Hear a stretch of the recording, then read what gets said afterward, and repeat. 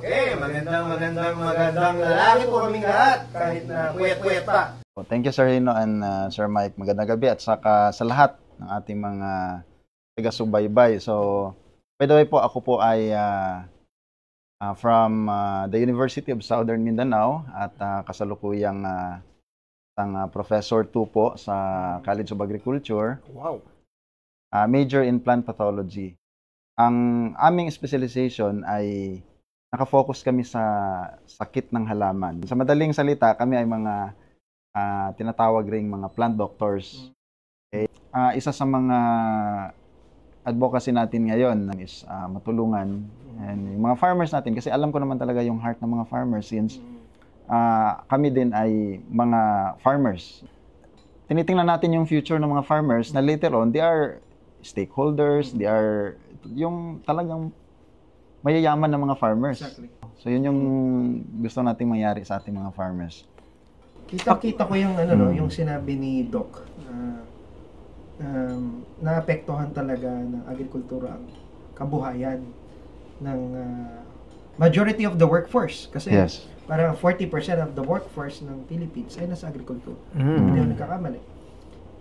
Nung pumunta tayo sa Compostela, no? Dahil ang banana, okay, you know, Philippines, if I'm not mistaken, Doc, we used to be the number one. The second, actually second to Ecuador in the previous years. Sa producer in terms ng banana. of yes, production ng banana, buong mundo. Yes. Pero ngayon, pangilan na lang tayo. Parang bumagsak na tayo sa pang-apat. So from 1.9 billion US dollars yun na profit, naging 1.2 billion. So anong effect? Anong effect niyan sa ekonomiya? Sobrang laki. Kasi kapag tiningnan mo yung figure na yon, ang mawawala ng trabaho dyan, number one, is the transportation. Ikalawa, yung plastic industry, yung pambalot sa sa banana. And pati yung mga chemical na nilalagay doon, bagsak din. Hindi na nila makasupply. At kung titingnan mo mabuti, ano ang cost ng lahat ng ito? Fusarium na hindi natin nakikita. Sakit ng lupa. And if I'm not mistaken, Doc, isa kayo sa naka-detect, di ba? Yung kung gaano kalala. So, nagkaroon kami ng mapping. So, particularly in Southern Mindanao. And nakita namin, itong TR4 kasi is we suspect na either part ito sa prosesong mutation ng organism or pwede rin siyang na-introduce. So, ang infection kasi ng fusarium, kapag na-infect na yung isang puno, hindi na yan siya makakapagbunga. Kasi bumaha, is soil-borne, so talagang kumalat siya, nagkaroon ng outbreak, and kumonti yung kanilang productivity. So, highly affected yung production, and yung sabi nga ni Sir Mike, affected na rin yung mga trabaho ng mga tao, affected yung the whole cycle ng economy. Doc, pwede ko na ba sabihin? Yes. May promising na tayo nakitang solution. Diba? Pinapaliwanag ni Doc yung mga causes ng mga sakit and ano may tutulong ng product natin. Pag in-apply yung product natin, there will be an explosion of beneficial microbes. Sabi nga ni Doc, one of the best panlaban is padamihin natin yung ating mga beneficial microbes.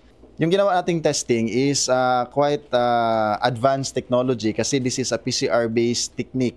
Kahit na maliit na amount of samples yung dadalhin mo doon, madidetect niya whether that soil is infested or not. Kaya ang maganda nito, before and after application of Ultraboost, makikita din natin yung effect sa population nila kung dumami or kumonti ba. So, kumuha tayo ng samples, then ito yung naging result. So, we detected 200 copies of FOC TR4 and then nag-apply tayo ng Ultraboost, then we collect again the soil after application of Ultraboost, then we analyze again the soil and nakita natin na based doon sa results ng ating analysis ng digital PCR ay na-reduce na yung copies of FOC TR4 na na-detect natin from the same soil samples doon sa area na kinuhanan natin. After 7 days lang daw? After 7 days pa lang yan. Wow.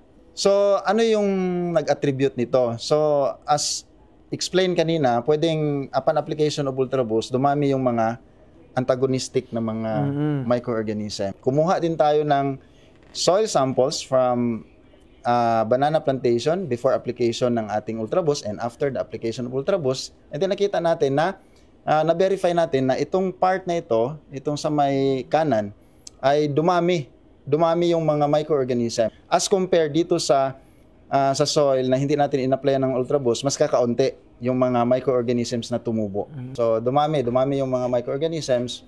That could be sila yung naging antagonistic doon sa ating fusarium. So malinaw, Doc, that's because of prebiotics. Yes. In-apply, talagang inantinest nyo. Yes. Wala kayong halo dyan?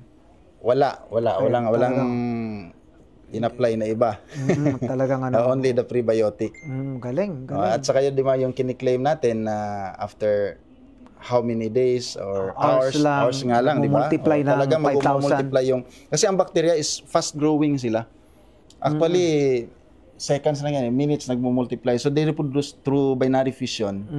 Given na merong enough nutrients doon sa lupa, sa kanilang habitat, talagang magmo-multiply yan sila massively, exponentially. And the good thing is that we applied the prebiotic na yun yung naging source ng kanilang pagkain. So dumami yung kanilang population, so nagiging suppressive yung soil ngayon. Our product, the Ultraboost, hindi lang siya marami siyang actions. Marami siyang actions. And isa sa mga actions niya is decrease yung acidity ng ating soil. Ayun. Okay, so magiging alkaline siya, alkaline base. Ang mga components nito is designed for the multiplication of good, healthy microorganisms. Kaya nga sa dinisenyo siya specifically to enhance microorganisms. Exactly. Yun din po, sa akin personally, of course, nagpapasalamat din ako for this opportunity. And of course, blessed din ako na nakilala ko itong product na ito. So maraming salamat. God bless po sa inyo. Abangan nyo po yung mga susunod nating live telecast. Okay. Thank you. Bye-bye.